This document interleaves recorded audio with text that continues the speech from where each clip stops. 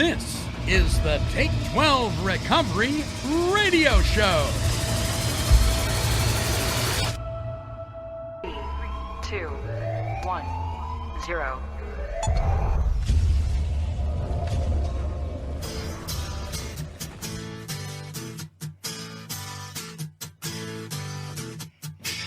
Hey, you. Yeah, you. Come here for a minute. I want to talk to you.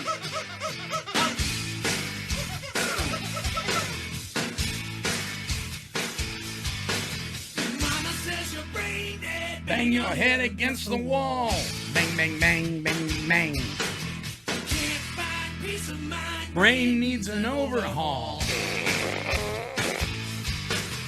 Bonehead, brain dead. We're all the same. You can't think straight. When your heart is in pain, turn around, hit the ground. Time to lay your burden down. The views expressed on this broadcast of the Take 12 Recovery Radio Show are those of the co-host and guest and do not necessarily reflect those of our affiliates. The topics and opinions on today's show should not be considered as medical, Nope. psychological, or professional advice. Take 12 Radio is not affiliated with any particular 12-step fellowship. And now, here's your host, The man, The man, the myth, the myth. the legend. That's the Monty Man.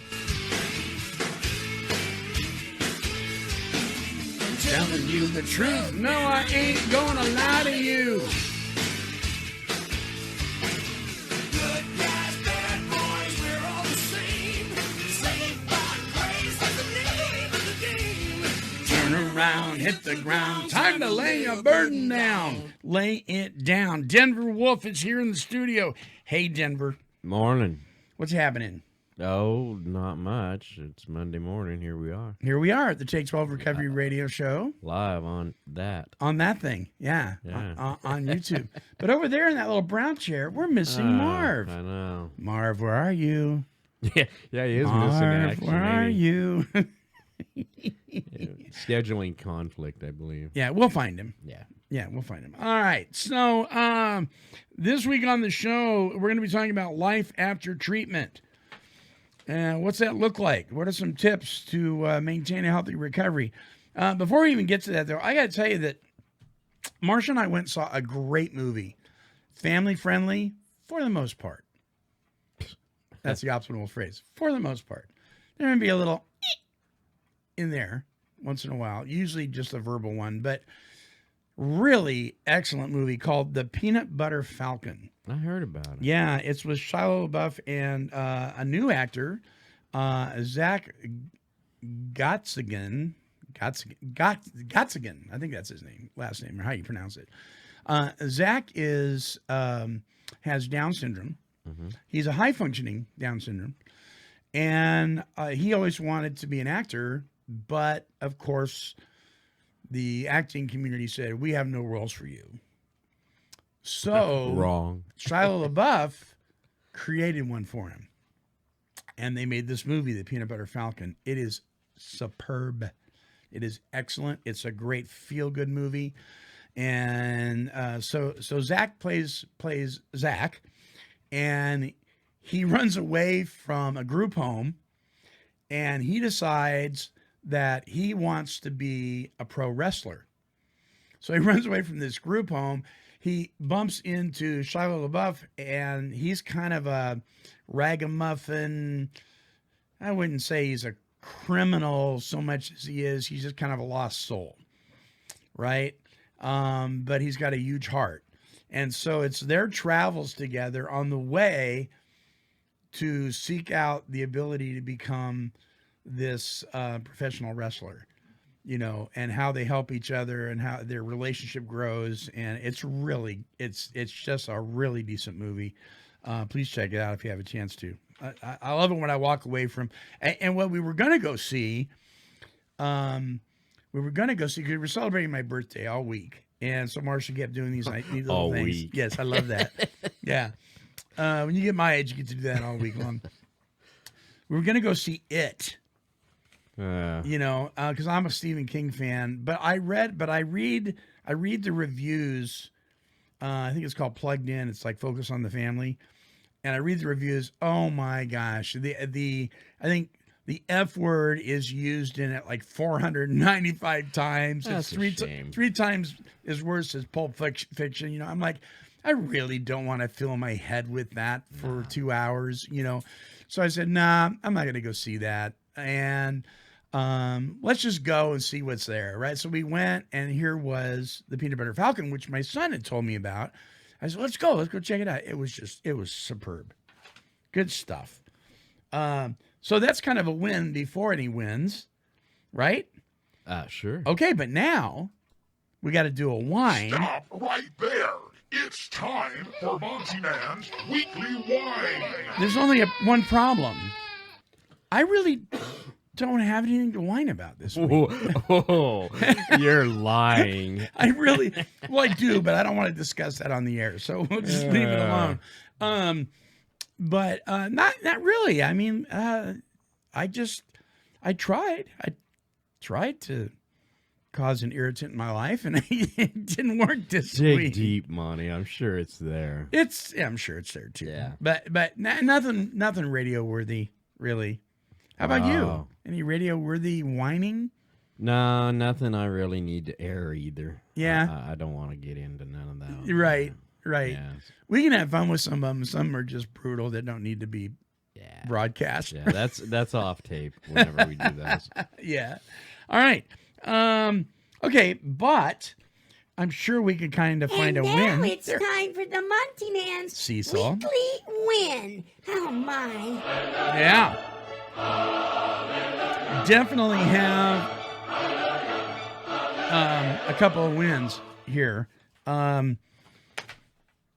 If you got something to whine about and you can't find something to be grateful for, you can't have fun with the whining, because then it's just you're being miserable. So we gotta have some wins. And so the first one, I may have talked about this a little bit before, but we got our foundation fixed Yeah, here. I noticed how level your neighborhood looks now. Doesn't it? Yeah, you're the corner house.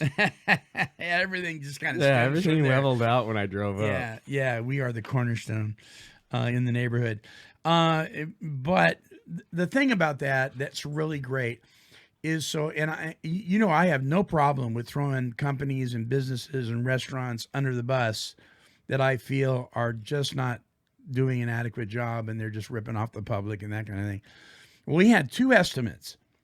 The first one was from a company called Terra Firma to fix our foundation. They wanted $28,000 to fix our thousand, right? They wanted to do things that we didn't know at the time. They wanted to sell so much stuff we didn't need, which is common. That's weird. Right. But then we had Ramjack come out and give us an estimate.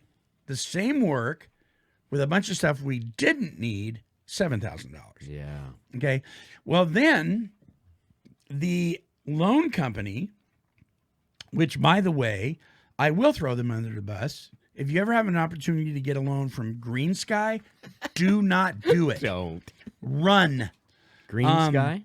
Green Sky, yeah. They're very unprofessional. They're shysters. We had some problems with the contract. I tried to get a hold of them. This has no reflection on Ramjack at all. This is just Green Sky. And as soon as I started talking about what I was concerned with, they hung up on me. They wouldn't call us back. So I went to Ramjack, and it's not their job to follow up with this. They didn't have to do that. Well, they went after Green Sky, wanted to know, what are you doing to our customer? And Green Sky wouldn't return their calls. So here's the kudos for Ramjack. Ramjack calls me up. He says, we are going to pay half of your interest rate because of what they've done to you. Right on. Yeah. So they're taking care of it. He said, we're just going to cut you a check. They didn't have to do that. No. Excellent. And it's a foundation repair. I'll probably never need it again. Oh, by the way, the foundation also had cracks in other areas that weren't serious. I mean, the guy told me at Ramjack, he says, concrete will give you two guarantees. It's hard and it cracks. Your house is done settling, which is not what Terra Firma told us. So your house is done settling. He said, how much do they want to fix the other cracks too? And I said, to do the whole thing, they wanted $50,000. Wow. The guy just about fell off his chair. right? So anyway, when the job was done, which only took a day, not a week, I said, what about the other cracks? I mean, how much would you guys charge to fix those? He goes, oh, I already did it.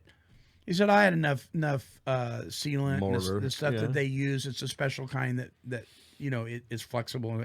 I just went ahead and did it. He said, there's no charge for that. Right on. Now, we're never going to have to use them again. They didn't have to do all that, but that's the kind of integrity they have. And then we found out from Lynn County, who I guess uses Ramjack, that they've had nothing but good luck with them and success. That's a major win, man. Yeah. So when people do it wrong, they should be exposed. And when people do it right, they should be praised. Amen. So, Amen. praise goes to Ramjack. So if you got a foundation problem, and it's a very specialized area, not just anybody can fix foundations. But stay away from green sky. Stay away from green sky, please. So Ramjack offers a couple of loan companies. There's another one that used 2, and I think they're questioning whether they're even going to keep green sky. So stay away from green sky. After today, at least. Right. The other win, and this is just huge. So as many of the listeners know, and of course you do, is last week I wasn't here. I had to fly out to Florida to be involved in an intervention. How's the weather? It's horrible out there. 99 degrees plus. The humidity is 98%. It's muggy. It's wet. It's rainy. But that also kind of expresses the life, physically, spiritually, mentally, emotionally, of my best friend from my college days, who I've known since 1976. And he was in deep, deep, deep trouble. Alcoholism had taken hold of him to the degree that it was causing complications physically in other areas. He definitely has other physical issues as well, but this is the one that's killing him now. And he wasn't interested in getting into recovery, and so he and his family, or myself and his family, we got together with Matt Brown, the CEO of Freedom Interventions, and I'm just going to give you their website, freedominterventions.com. Got together and we invoked an intervention. And it was combative at first, like they usually are, right? Yeah. But then when he finally made the statement, well, we could try that. Even though he tried to backpedal afterwards, it was done. The fight was over. And there was a peace, and there was like a burden lifted. You know what I mean? Because years of fighting and doing it his way had come to a screeching halt. And the intervention was it was very emotional. These things they are. I've been involved in a couple of them. This probably was the most emotional for me because this is somebody that was close and dear to my heart. And we were able to get him moving forward to a treatment center in Texas that has full medical workups and nurses on staff. And I mean, it's an amazing center called Brazos Recovery Center in Waco, Texas. And so to protect anonymity, I'm not mentioning anybody's names here, but I just want to say that to his family, I've grown even closer to them. Particularly to his son, his oldest boy. And he's just an incredible guy. Tons of integrity, and just loves his dad like a son should. You know what I mean? Right. And it was good. The outcome was good. Now the work begins, though. You know? Yeah. And so this kind of what is inspired the topic for this week, life after treatment, because there's going to be life after treatment for my friend, because treatment is just the beginning of the journey. Right. We're just starting to scratch the surface here. So we're going to be talking about that, but yeah, good stuff. So if you know somebody who is in need of an intervention and you want it done right, let me tell you, Matt Brown's the guy to talk to. And he'll fly all over the country. It doesn't matter where. He's out of Bend, Oregon. freedominterventions.com. Check him out. All right. So we're going to take a break and come back, and we're going to hit this topic, life after treatment. Okay, Denver Wolf? All righty. All right. Don't go away. We'll be right back. Hey, check it out. The best in recovery talk and positive music radio is now available on Apple Podcasts, iHeartRadio, Spotify, YouTube, and Podomatic. Simply visit any of these platforms and search for Take 12 Recovery Radio. Listen and download hundreds of our shows for fun and for free. Also available at take12radio.com.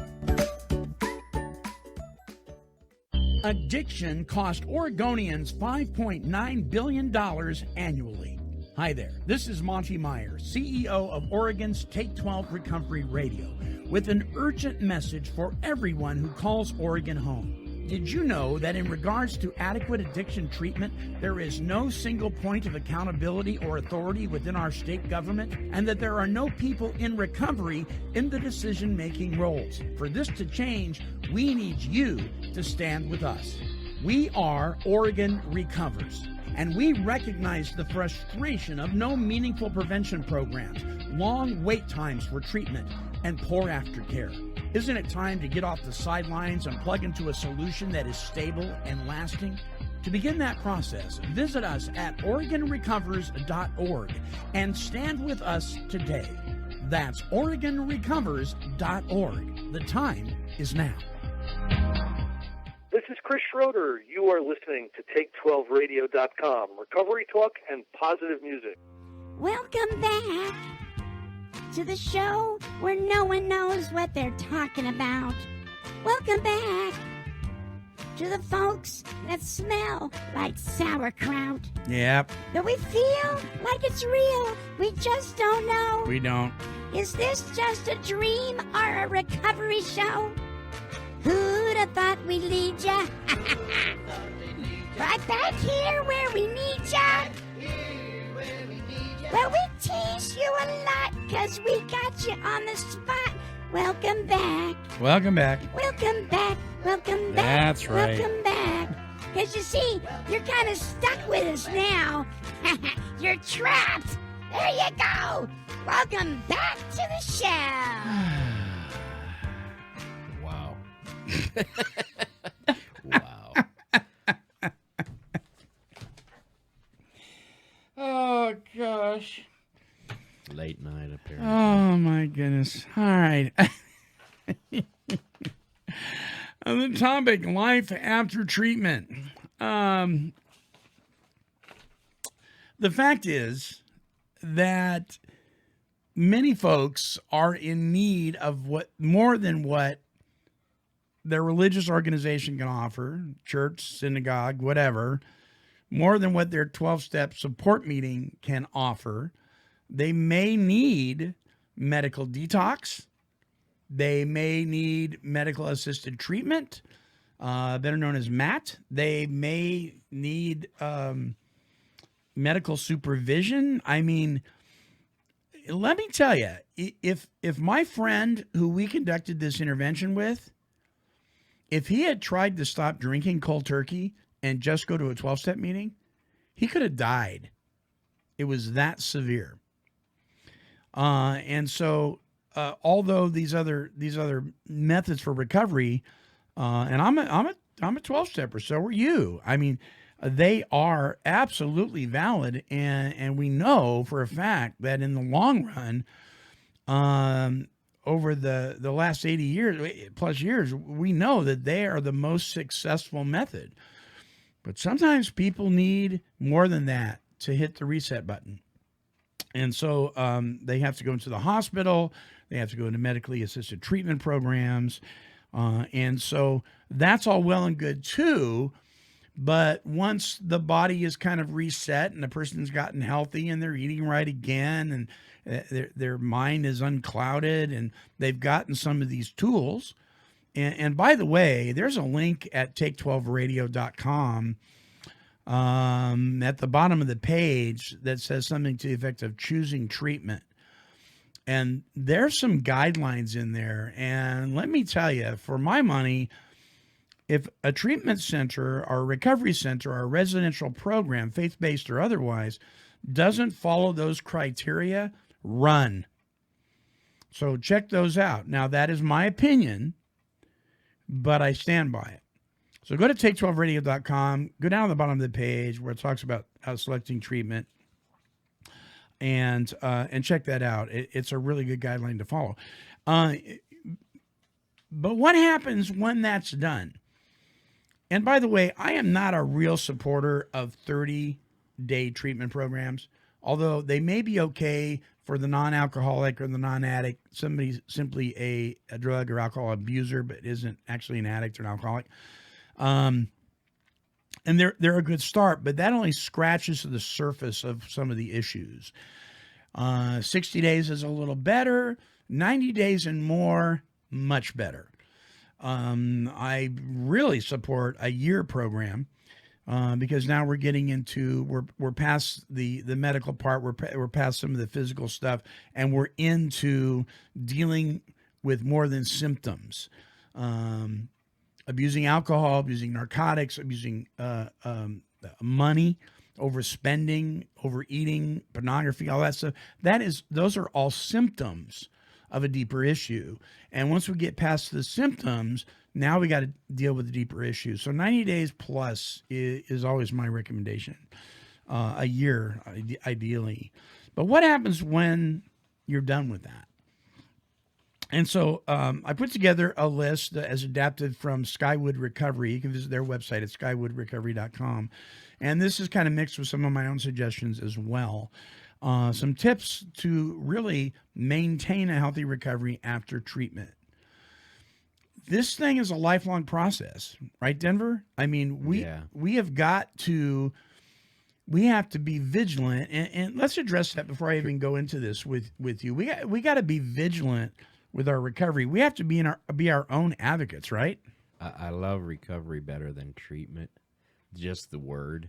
I mean, I realize treatment is, because like you said, we all come in at a different level. Right. You know, I did not have to go to the hospital, even though there's a few times I probably should have. I've just hunkered up and, you dodged that bullet. Yeah, I just hunkered up and shook for a few days. But, yeah, I've never had that level of treatment. But recovery is ongoing daily.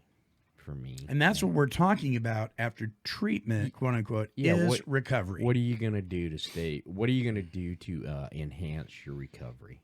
Yeah. So yeah.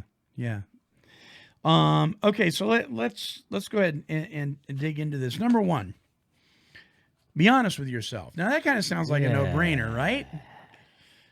But we have been lying to ourselves for a long time. And 90 days and even a year, listen, you may still be struggling with being honest with yourself. Heck, I struggle with being honest with myself. Yeah. You know. I like to play it up. After 22 years of sobriety, I can still lie to myself like the best of them. Yeah. You bet. So you were addicted to alcohol and or drugs or other behaviors, right? And could, again, if you're not careful and not being honest with yourself, that can start picking away at, the mortar that helped build your wall that is between you and whatever it was that you were doing before. So have you ever lied to yourself? Denver? Listeners, ever lie to yourself? Ever convince yourself that something's not quite that bad? So that's really key. Number two, continue complete abstinence. Again, sounds like a no-brainer, right?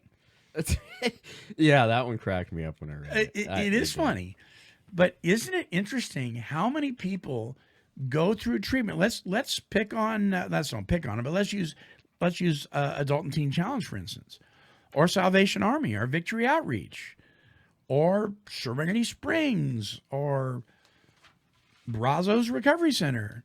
Guys leave, and then they think, okay, maybe I can have a beer once in a while.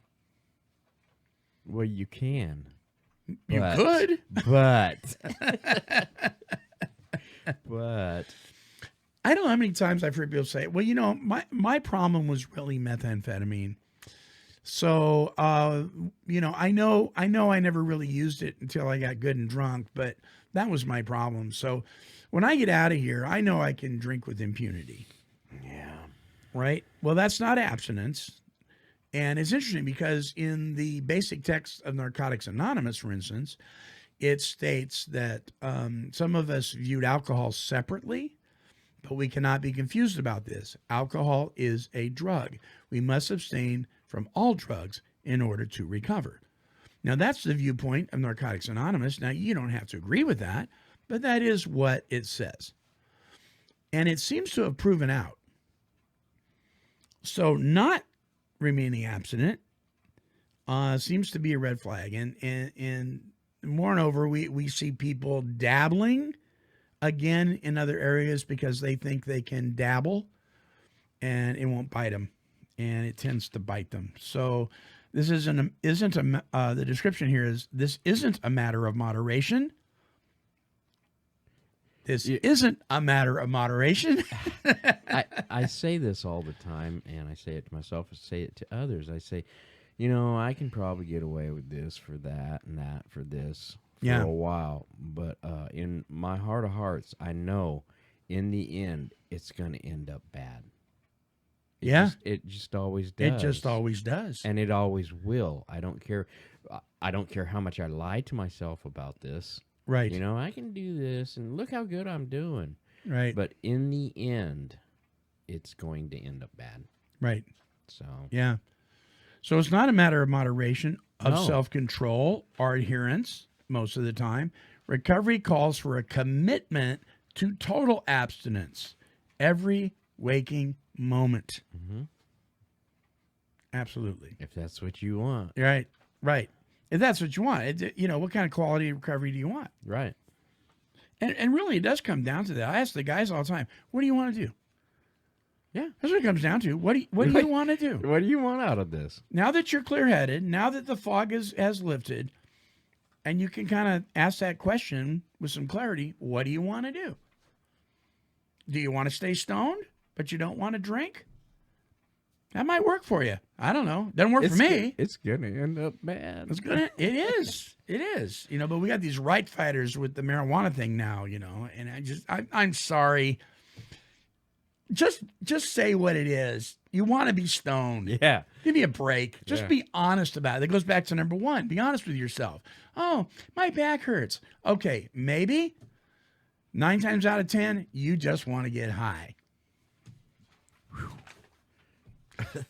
Next.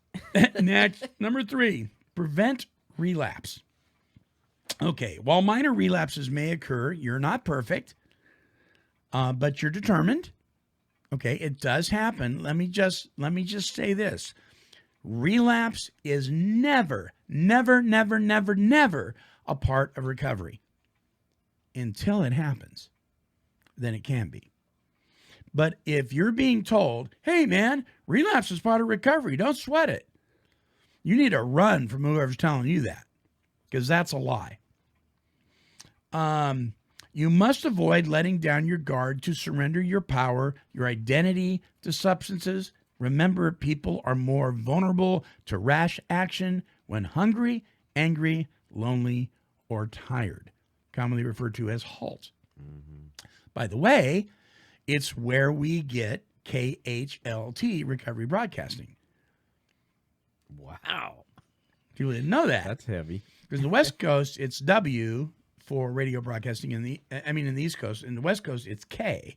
So HALT, hungry, angry, lonely, tired. You can only have so many letters, so we had to pull the angry out of there. So it's K. Wait a minute. What is it? I got to look up there. KHLT, hungry, lonely, and tired. All right, but it's KHALT. KHALT Recovery Broadcasting is what it is. Huh. Yeah. Did you know that? No, Remember? I did not know Yeah, that. isn't that a trip? So are you eating right? Are you allowing yourself to be angry without building resentments? We could do a whole show on how to do that. Are you making sure you're not too lonely? And are you getting enough rest? Those are key relapse prevention tools. They seem pretty basic, but boy, we don't take care of ourselves, even after treatment. Number 4, test for other mental health conditions. Yeah, what about that? Many people with substance use disorders also have other health issues. Those other conditions may continue to a substance use disorder or contribute to a substance use disorder. If there is a mental or physical health condition present, this is referred to as having co-occurring disorders, and you should be treated for dual diagnosis. Again, the alcohol, the narcotics, those are symptoms. There may be other stuff going on that has to do with mental health. And if you're just being abstinent and you're not dealing with some of those issues, you may be interested in talking to a mental health professional. It isn't going to hurt you. It's okay to make an appointment, talk to somebody. You know, here's the danger with simply talking to a general practitioner. Lots of times in your first year of sobriety, they may want to prescribe you a mental health medication because you're depressed or you're manic or you're happy or you're sad. Listen, you've only been sober a year. You're supposed to be yo-yo boy. You may get a diagnosis that's inaccurate. You need to seek people that are mental health professionals, not just general practitioners. But there's no shame in doing that, especially in today's world where we're dealing with a lot of co-occurring mental health issues. My friend, where we conducted the intervention, there are issues in his life that started way before he started abusing alcohol. Those need to be addressed in order for him to get well. So if you think just removing the substance is going to solve all your problems, that may be something you want to reconsider. Did you have all your issues go away, Denver, when you stopped drinking? No. Yeah? No. Right? No, there's lots of issues still going on in my Right, life. right. You know, that's being able to think clearly is helping me realize, you know what, I need to work on that too. Or Yeah. I get plugged in with people where I can talk about it a little bit. Sure. You know, I don't Sure. think I've ever been to a mental health expert or anything, but when you get the fog clears and you can sit down and reasonably talk with somebody, there's other issues I deal with, and I'm happy to be dealing with them. You know, you're aware of them. Sure. When you're dull Sure. and on alcohol, Right. For me, alcohol, I wasn't thinking or dealing with nothing. I was just grabbing another bottle to numb it. Yeah. It was your solution, right? It was my solution. Yeah, it worked. All right. So the next one here is number 5. Seek and maintain a strong social support system. Man, is this ever important? Huge. To stay the course of recovery, you need to have a positive, drug-free social network. This may involve family therapy or group therapy to build bonds, or individual therapy to help build boundaries. It may not be professional therapy. You may be able to do this without that. Many do. But you have a network of people that aren't abusing. They're not using substances to deal with their issues. Right? I find myself in the public a lot. You know, I don't like people, but I love people. Right. You don't like people. That little oxymoron thing that goes on with me. Yeah. But I'm not ever, I pick and choose when I share the struggle that I've had, but I'm really not ashamed to do it. And when I do, I find out so many other people that have been going through the same thing in their life. You know, I'm getting x-rays done on my foot. Somehow the conversation comes up. I say, yeah, I'm in recovery. He goes, oh, really? Me too. X amount of years. I passed him a business card. I hope you're listening. I forgot your name, but yeah, you know, when you get to visiting out there and bumping into people, you find out that there's so many others out there. And it's just even 5 minutes of time. It's encouraging to speak with these people. They have X amount of years, or they're brand new in recovery, or what they're doing for their recovery. You know, you bet. It's a big, big network. Get out there, find people that are like-minded. Yeah, it's huge. In fact, I referred to this a couple shows ago on how huge, just at one of the conferences, the World Convention of Alcoholics Anonymous in San Antonio, Texas, several years ago. I'm up in the Space Needle thing, observatory thing, and you could not see where the sidewalk started or stopped and the street began. That's how many people there were. It was gigantic. And I'm just telling you, that's just a small example of the recovery community. Yeah, that's just one weekend, one day. Right. And this Right. goes on, 24 yearly Yeah. out there. There's Yeah. just there's places to get plugged in. Amen. Amen. All right. Let's see here. Number 6, find drug-free environment. Precautions must be taken to ensure you're living and working situations that they feel safe for you. Do not lure yourself back into addictive behavior. So I'm going to pick on this one for a minute. You and I know some folks that got out of residential treatment after a year and plugged right into a job where drinking was the social lubricant of the day and was encouraged. And that's the used car and new car sales movement. That's a lot of places. Yeah, that is a lot of places. But around here, Right. that is one of the hubs, and drinking is encouraged. Drinking is promoted. In fact, if you're not drinking at 3 o'clock, something's wrong with you. I've talked to people that are in law. One fellow told me at 3 o'clock, 3:34, they'd wheel out the cart at his law firm. It's time to drink. Apparently, I took a wrong turn. You when took I a was wrong young. turn. You should have been in law, right? No, hey, like I said, that was a business. In ours, it was painting. Yeah. I was a painter, and there was a refrigerator with beer on the premise. Yeah. Sitting in the back. Come the end of the shift there, whenever that was for Right. you, Yeah. we were sitting there until 7 o'clock at night drinking beer. So the first interview I ever did on this show, almost 16 years ago, with a guy named Juan O. He grew up as a migrant worker. And so when you reached, I think it was the age of 13, you were considered a man. But you had to prove your manhood by drinking from the wine barrel. It was like a wine barrel cut in half, filled with, tequila bottles and beer and that kind of stuff. And so young kids, they looked for that day. That was part of a rite of passage out in the migrant fields. Wow. And so, it was encouraged. And so if you didn't drink, you were kind of, We went back to the house. you huh? were kind of an outsider. So there's a, we live in a world. There's even, I hate to say this, but I'm just gonna put it out there. There are churches today that are having Bible studies, sitting around drinking wine and beer. And I'm not even talking about a glass. I'm talking about bottles after bottles after bottles sitting on the table, opening up the Bible, doing Bible study, posting it on social media. And if you want to be part of their group, you're going to be drinking, man. That's crazy. That is. Well, we could do a whole show on that. Maybe someday we will.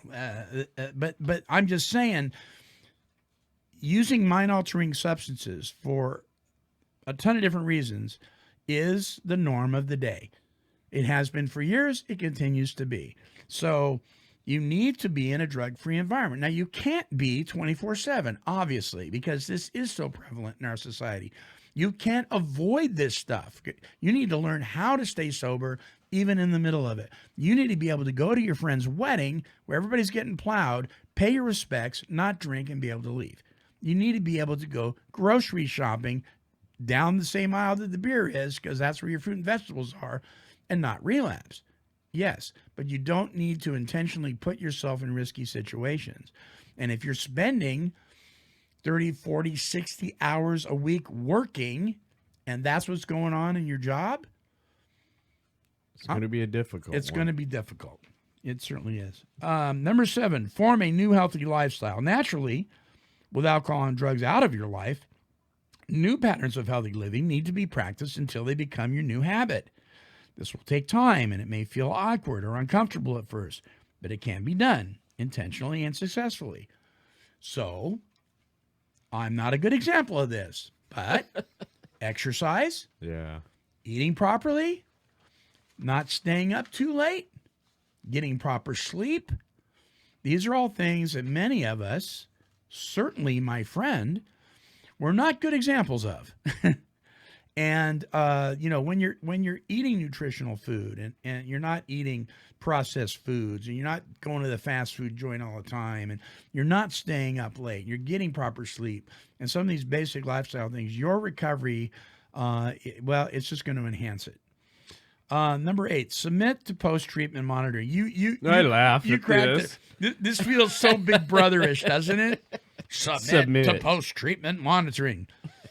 Mr. Meyer. Number 4, follow the yellow line and submit to post-treatment monitoring. Monitoring. This was the wording that was actually on Skywood Recovery. This one wasn't mine.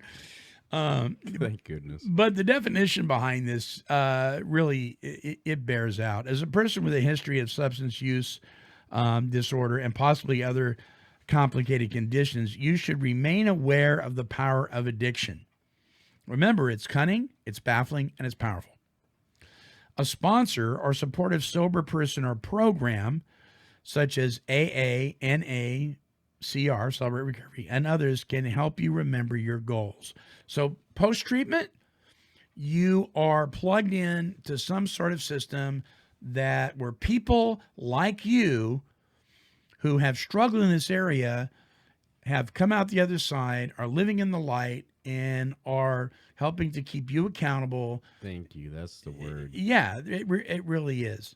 You want to call that post-treatment monitoring? Yeah. Fine. But really, it's just wisdom. We'll go to church to hang out with people who are spiritually focused in the same direction because there's something about the camaraderie and the fellowship that helps us move through life. It just makes sense to hang out in recovery circles where you have suffered from the same malady and you're working on the same solution. To isolate yourself, again, that is a big deal with a lot of people who have struggled in the area of addiction, is isolation. Number 9, don't overcompensate. With treatment hopefully behind you for good, hopefully you don't have to go back. Some people do. But hopefully you don't. You may have feelings of shame, guilt, and sorrow for all that has been lost or damaged. Because a lot of these feelings come to the surface, right, after you stop medicating. Mm-hmm. One of the reasons you were medicating was because you were shameful and remorseful and all that kind of stuff. So now that stuff is coming to the surface. Resist the temptation to set unrealistic expectations on yourself or overwork yourself. This might only lead to more frustration, anxiety, and stress, which could pull you back into that old familiar routine involving alcohol, narcotics, or other addictive behaviors. Boy, I'll tell you, one of the things that is very dangerous that a lot of ministries do is they will go against scriptural advice, which states, lay your hands on no man suddenly, which means don't put somebody in a position of authority or leadership too quickly. You really need to find out where they're at, what's their background, and particularly if there's somebody in recovery and they're new to recovery, you probably shouldn't put too much on their plate right away, because most addicts and alcoholics tend to be perfectionists, workaholics, and that kind of thing, and they'll take it on, man, and then they'll burn out. And so you don't want to do that. Ever experience burnout, Denver? Yeah. I was just thinking with almost everything, and I'm speaking for myself, that when I take something on, it's gung-ho. Yeah. You jump in with both feet, right? Yeah. Yeah. And you go till you're tired of it, burned out, sick of it, whatever. It's just go, get it, and then you burn out on it. So moderation, that word. Yeah. And it's to be practiced the best you can. It's hard to. And here's, I'm going to get myself in trouble with my 12-step buddies. But here's the truth of the matter. We really promote service work a lot in our 12-step programs. And there's a good reason for that. And we're going to touch on that here in one of these tips. But if you are, because one of the statements that was said to me years ago was, when you're asked to serve, never say no.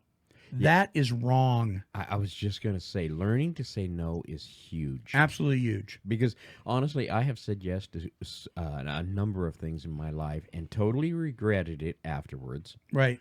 Not shown up or called and made an excuse, a lie, that's to why I can't make it. Yeah. So learning and practicing to say a healthy no is very, very important to recovery. You bet. You don't overextend yourself. Now I get it in the beginning. You know, you want to be willing to, clean the bathroom, pour the coffee, Yes. open the door, that kind of thing at your meetings. But to constantly say yes to every service opportunity is to set yourself up for relapse. The farther we go in recovery, the more you're going to realize you've got to be in service. You've got to do things. Yeah. It's gonna save you. But don't overdo it when you're getting Don't started. overdo it, because here's the thing: if you are depending on service work to keep you sober, if that's all you're doing, what happens when you burn out? Yeah. So your dependence, and if you look surely through mainstream 12-step recovery programs, your dependence is supposed to be on a power greater than yourself. So if you're depending on your ability to serve and not a power greater than yourself, you're going to be in deep weeds. Sooner or later. Yeah. And according to Alcoholics Anonymous, that one is God. So it's not a room full of alcoholics, right? No. Because it's if you're not. powerless and I'm powerless, 0 + 0 is 0.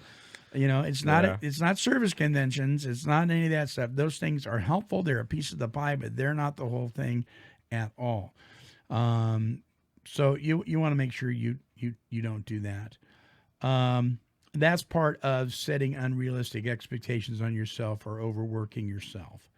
All right. Number 10 here is improve your attitude. Really? Yeah, you may want to work on that a little bit. Then we go. You will find strength when you reflect daily on where you've been and what you've accomplished and the hopeful path you are now traveling. Expressing your gratitude will repair bridges that have been damaged and nurture a healthier mindset. Absolutely. Stay grateful. Be grateful for what you already have. I'm grumpy. all Nah, right? you're grumpy. But Yeah. with that being said, let me tell you, I do a grateful gratitude almost daily. I mean, I don't Right. write it down anymore, but I am amazed at the things I have to be grateful for. Yeah. There's some of them tiny and some of them are big, but it doesn't matter. I'm still grateful for being alive often, and everything that comes along with it. We live in a world today where our focus, we are invited constantly to focus on the negative. I mean, the social media reeks of it. The television reeks of it. The radio reeks of it. I mean, I'm thinking of one of my favorite talking heads who I stopped listening to because he's a conspiracy theorist. Some of his stuff is absolutely accurate, but it just drags on and on. The guy is constantly ripping on everybody. And it's like, you know what? I could go listen to the movie with all the F words in it and probably feel better coming out of that than listening to this knucklehead. I have a lot of fun with the negative, just, hacking on people and things, trolling for hits and all that I do. But when the end of the day comes, I'm very grateful. Right. I had a guy say, when I work with guys, when I sponsor guys, I ask them to write 30 things they're grateful for, and they can't be associated with each other. They go, 30 things? I go, yep. Yeah. So I give him a week, right? And one guy came back and he said on his list was peanut butter, and I was like, I like him. So tell me about peanut butter. He goes, I hate peanut butter. So why did you write it down in your gratitude list? He goes, for the last year, peanut butter was all I had to eat. It kept me alive. I am so thankful for peanut butter. I'll never eat it again. Now I'll never eat it again. Yeah, but he was grateful. He saw the gratitude in having that. Yeah. And I thought, wow, yeah, that's gratitude for you. Number 11, give more of yourself to others. So this speaks of the service work Service, thing. yeah. Yeah. It's incredibly healing to help other people. Your involvement in 12-step groups, church, or service organizations will offer plenty of opportunity to give testimony, encouragement, and to share your experience, strength, and hope. By getting your mind off yourself, you may gain the fulfilling satisfaction of giving useful service to others.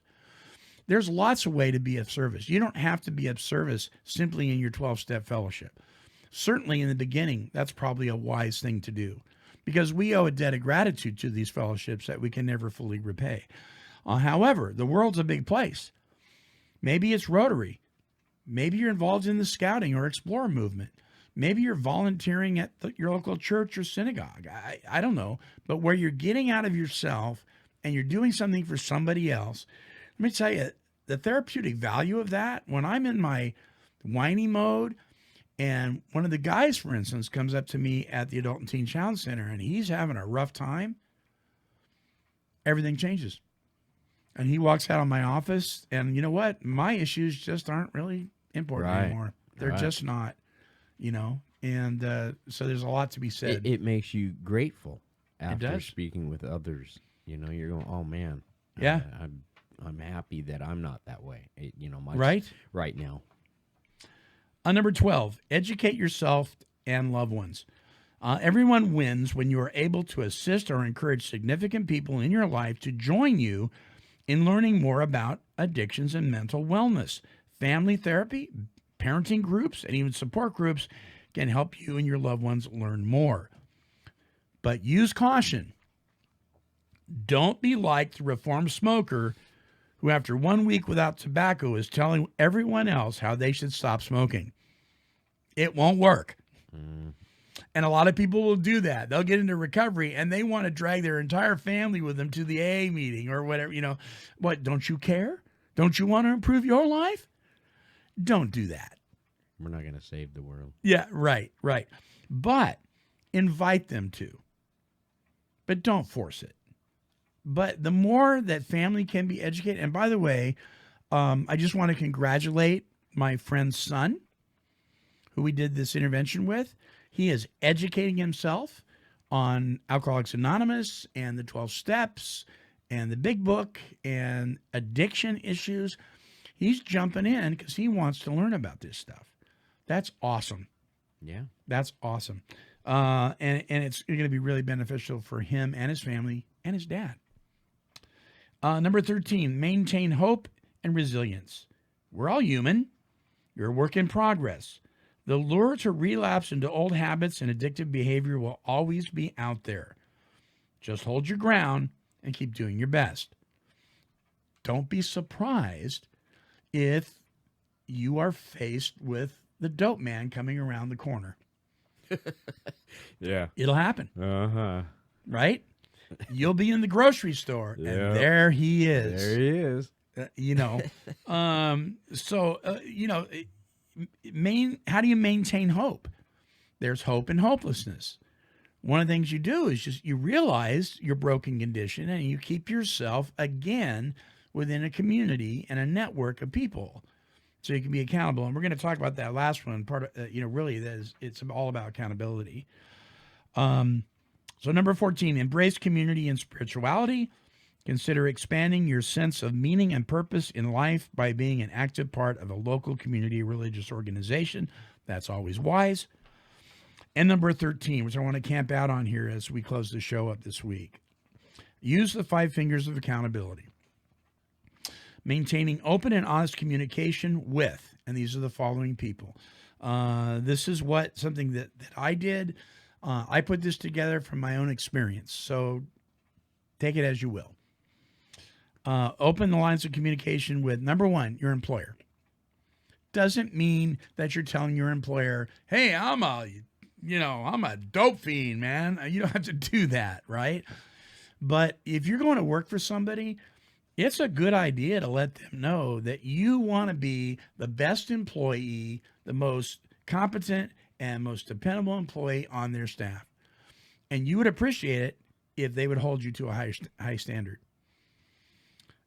Employers seldom hear that kind of stuff from their people, but it makes you accountable. They don't need to know your history, but you're letting them know that you want to be, a benefit to them. The best you can be. Yeah, you bet. Number 2, your spiritual advisor. This would be your pastor, your rabbi, somebody that advises you spiritually. This isn't a sponsor. This is somebody that hones in more on your spiritual walk. Mm-hmm. Keep an open communication with them. Let them know when you're feeling like you're going sideways. Number 3, your recovery group, the group of people, that network. You need to keep the lines of communication open with them.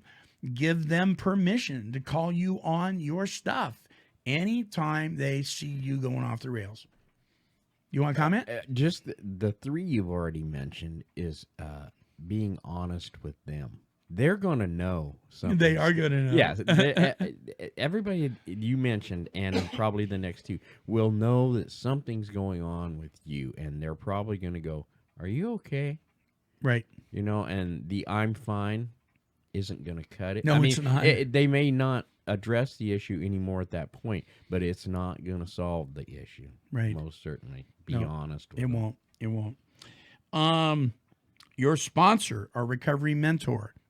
So this is somebody that is taking you through the 12 steps or whatever recovery program you're in that is a good fit for you. Somebody who has been through that process. They have a sponsor and a mentor. Please don't get a sponsor or a mentor that doesn't have one himself. That's just not wise. And so this is somebody that you're going to be really going to be gut level honest with. This is that guy or gal that's going to say that you're going to tell them this is going on or that's going on. And they're not going to say to you, "I would never have thought that of you." They're not going to do that. They're going to go, "Yeah, me too, man." They're not going to condemn you, but you've given them permission to be firm, not harsh, but firm, and call you out. And if you have somebody like that in your life, you're well on your way. And number 5, your significant family members.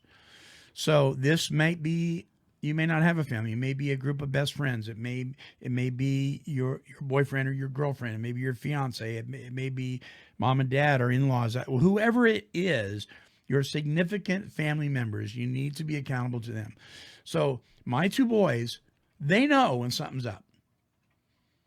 All right? My wife, she knows when something's up. That's it. People that are close to you are going to know something's going on. Yeah.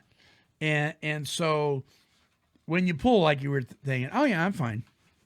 The frustrated, insecure, neurotic, and emotional response. And they're going, "Nah, I don't think so." Cameron, my oldest boy, he would not have a problem saying, "Dad, we probably ought to have a sit down here. You don't look good. Something's wrong. You're getting too angry." That kind of thing. And my wife certainly will call me out on it. So a significant family members are very, very important. It's very difficult to be accountable. even the fish look at you funny. Yeah, even the fish. Yeah, what's going on with you? You're overfeeding us, or you're not feeding us. The dog is looking sideways. Wrong with you? It's very hard to, and accountability is so key, but it's hard to be accountable if you don't have an employer, or if you're self-employed, and the people that if you have clients. It's okay to tell your clients, "I want you to expect from me to be the best at what we're doing here with each other that you can be, that I can be." So, but it's very hard to do that if you're not employed. It's very hard to make yourself accountable to a spiritual advisor if you're not attending some sort of faith-based fellowship. How can you have a spiritual advisor? Very difficult. If you're not in a recovery group, there's no recovery group to keep you accountable. If you don't have a sponsor, there's no recovery mentor to keep you accountable.